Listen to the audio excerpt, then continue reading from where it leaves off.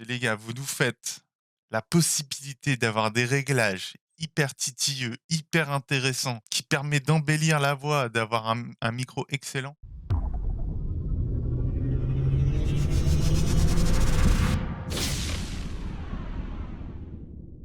Mesdames et messieurs, bonjour, bienvenue dans l'Élaboré.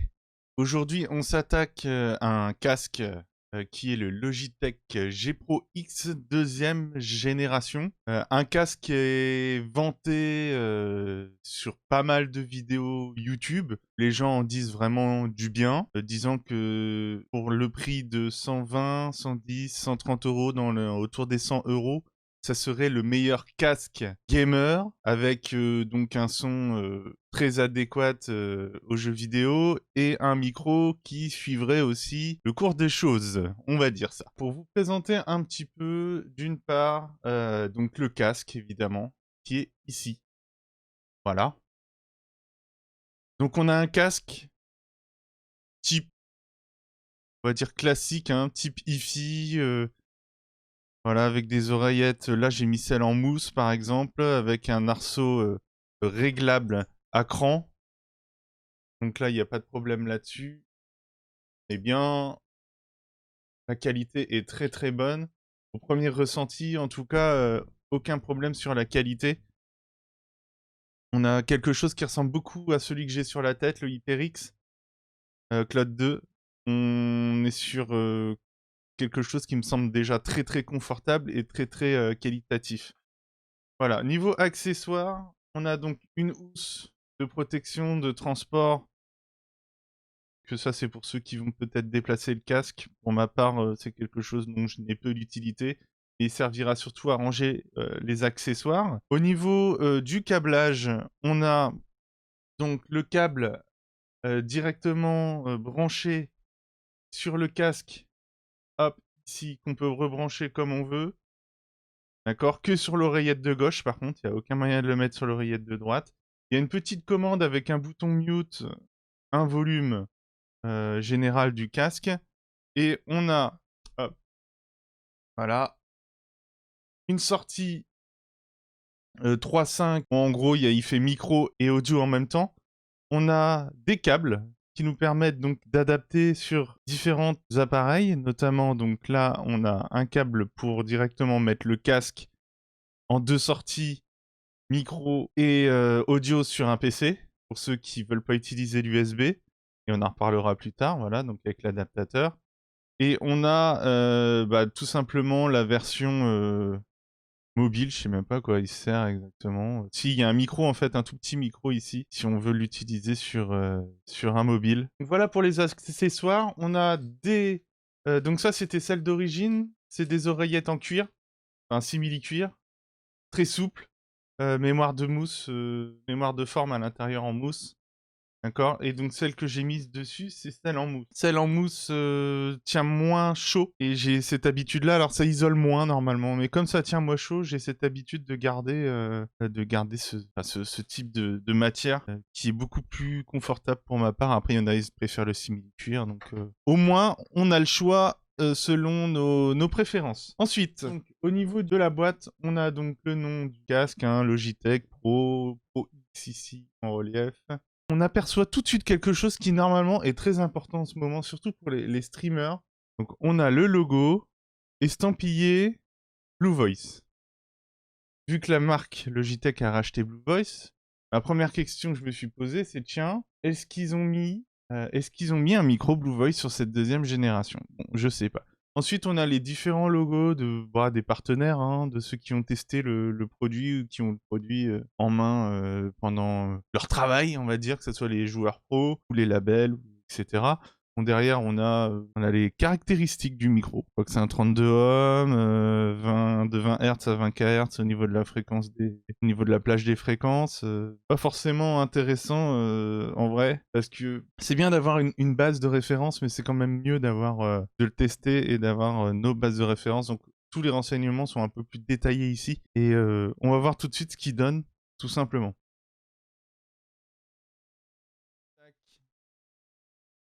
On va passer sur cette scène-là. Donc on lance le Logitech, il a été détecté et là on a beaucoup de chance. Ce qu'on va faire, c'est que je vais rajouter une piste OBS avec la source du micro. Allô, allô, allô. Oula, déjà, on remarque, je vais parler tout doucement. Je vais le reculer un peu parce que déjà, on remarque que niveau gain, on a quelque chose un peu, on a quelque chose d'abruti, à vrai dire, hein. Donc on va baisser le gain de manière à qu'il aille taper dans les 15-20. Voilà le son brut du micro, sans effet, sans rien, juste avec un gain. Ce que je peux dire, le casque, il est déjà très confortable, il ressemble très sensiblement au HyperX et niveau qualité audio, on n'a aucun problème dans le sens où, on a vraiment, des bonnes bases, des bons médiums, enfin voilà, il y a tout d'intéressant dans ce casque à ce niveau-là. De plus, pour ceux qui veulent vraiment changer, on a des presets, on peut changer les fréquences, on peut vraiment, tout titiller, comme on veut.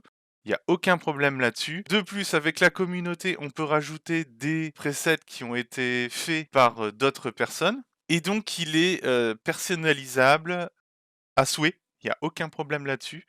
En plus, il y a un son sur round pour ceux qui veulent faire, encore plus de réglages au niveau du son, avoir quelque chose de plus, on va dire moderne, voilà. Alors tout ce qui est surround, tout ce qui est DTS, tout ce qui est 7.1 par contre, moi j'ai toujours un peu, c'est de l'effet numérique, hein. C'est pas du physique analogique, on n'aura jamais, un bon ressenti, par rapport à ce genre d'effet. Mais bon après c'est, chacun est libre de faire ce qu'il veut, hein, là-dessus, donc je ne dirai rien dessus. Voilà, en plus il me l'a réaugmenté le micro automatiquement. Alors là, pourquoi? Non, c'est moi qui décide gros.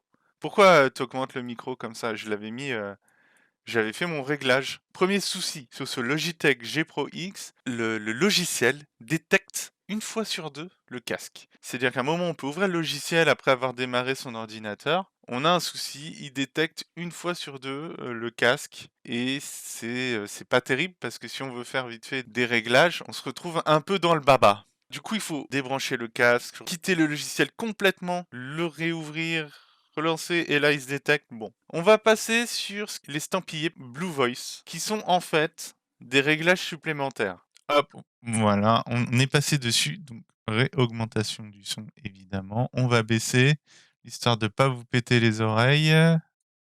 Voilà. Donc là, je vous fais vraiment des réglages bruts, comme ça, vous vous rendez compte tout de suite de la qualité et ça nous permet d'avoir un ressenti direct sur le micro. Alors, là, nous avons activé le Blue Voice. La qualité est vraiment différente. Là, je l'entends pas, on verra ensemble. Et on peut donc avoir différents réglages, notamment donc tout ce qui est fréquence. Donc là, il m'a mis en Broadcaster 1. Je crois que c'est un des meilleurs, on va dire, pour faire ce qu'on fait. Ensuite, on a donc tous les effets classiques, dans le son. Le coupe bas, on a le coupe haut, je crois, quelque part, on a le limiteur, on a le compresseur, le DSR, on a le noise reduction. Il mélange le français et l'anglais, OK. On a l'expander gate. En fait, là, on a tout pour faire un bon son. Et c'est juste ce qu'on appelle le Blue Voice, en fait. Le micro n'est pas un Blue Voice. C'est le logiciel qui nous permet d'avoir plus de réglages qui est Blue Voice. Maintenant, le problème de ce casque, c'est pas les réglages, c'est pas les fonctionnalités, c'est si on veut pas utiliser ce logiciel, Logitech G Hub. On avait des accessoires comme on a vu tout à l'heure qu'on peut brancher donc sur notre ordinateur en direct en câblé. Super, c'est cool, c'est exactement moi ce que j'aime parce qu'en plus j'ai une Go XLR, je branche dedans et j'ai tout. La qualité du son est à chier. Voilà, je vais pas vous le montrer, mais la qualité du son est vraiment à chier. Première chose, c'est pas le micro, mais c'est le son là-dedans. Si on n'a pas les equalizers et les effets du logiciel G-Hub, le son est vraiment très moche, très plat, c'est horrible. C'est vraiment horrible. Donc, on peut pas se passer de ce logiciel. Au niveau du micro, eh bien, je trouve que le micro est meilleur quand il est branché dans ma Go XLR. Seulement, la différence qu'il va y avoir, c'est que on peut pas utiliser le Blue Voice parce qu'il faut la petite carte USB pour avoir tous ces effets-là et pour que le casque soit reconnu par le logiciel. On perd tous les réglages possibles et il va falloir rajouter, par exemple, dans OBS ou dans Audacity ou dans Cubase, enfin, ce que vous voulez, vos logiciels de son, de montage son ou de montage tout court, Rajoutez vous-même vos compresseurs, vos nanas, voilà, et cetera. 2e petit problème, et là Logitech, et là c'est pas cool. 2e petit problème, c'est les gars, vous nous faites la possibilité d'avoir des réglages hyper titilleux, hyper intéressants, qui permet d'embellir la voix, d'avoir un micro excellent, et vous nous faites une capsule dégueulasse. Et j'ai pas envie de vous péter les oreilles, donc je vais baisser la source du NDI. Si je peux avoir un petit réglage. Je vais vous faire écouter. Normalement, là, ça devrait pas vous péter les oreilles. Je vais voir comme ça quand je hurle, ok? Vous allez voir la qualité, là, du micro. Capsule sature à mort, ok?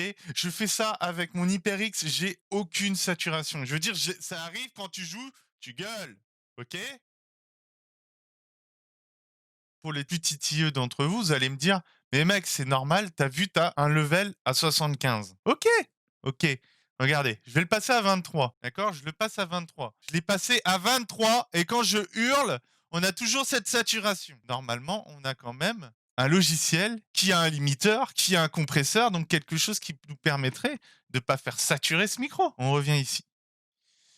Les amis, si vous voulez un casque et que vous n'avez pas peur d'utiliser un logiciel avec, pour tout ce qui est audio, il est vraiment très bien. Il est vraiment très bon. Il n'y a aucun problème. Je vous le conseille largement. Il ressemble beaucoup à HyperX Cloud 2, HyperX Cloud Alpha S. Il n'y a aucun problème. Il est très confortable. Il est très solide. Il est très agréable à porter. Par contre, si vous voulez un micro casque, je vous déconseille de prendre celui-là. Vous allez pleurer. Si vous êtes calme et que vous voulez renforcer votre voix, avoir des beaux effets et tout, et que vous hurlez jamais, je me dis pourquoi pas. Mais si vous faites un live, vous faites quelque chose, et puis, je sais pas, quelqu'un vous fait peur, vous avez un petit cri à faire, le micro ici, c'est pas pour vous. Voilà. Dans ce cas-là, je vous conseille de prendre plutôt le Cloud Alpha S, celui-là, qui est dans les mêmes prix et qui a un micro bien meilleur au niveau de sa capsule surtout. Donc, en conclusion, je ne vous conseille pas ce casque, mais donc le HyperX Alpha S. Sur celui-là, il y a aucun problème. J'espère donc que cette vidéo vous a plu. En tout cas, je vous encourage à aller mettre un petit pouce, à la partager et à me suivre sur les réseaux. N'hésitez pas à venir sur Twitch et s'il vous plaît, abonnez-vous, abonnez-vous. Pourquoi? Parce que en dessous de 1000 niveau vidéo, en fait, c'est juste pour la passion, mais on peut pas passer à un stade supérieur. Donc si je peux atteindre les 1000 abonnés à un moment donné, ça me ferait grave plaisir, même si là déjà, on arrive autour des 200 et c'est déjà très, très bien et je suis heureux pour ça, pour une chaîne que je commence et qui avait pas beaucoup de vie à un moment donné. Voilà, et qu'est-ce que j'ai remarqué? J'ai surtout remarqué que 90 des personnes qui regardaient mes vidéos n'étaient pas abonnées. Alors s'il vous plaît, je vous demande pas de forcément activer la cloche, à part si vous voulez vraiment avoir, mes tests. Si vous pouvez au moins cliquer sur l'abonner et me suivre, ça serait cool. Voilà, je vous remercie, faites attention à vous. Ciao, ciao.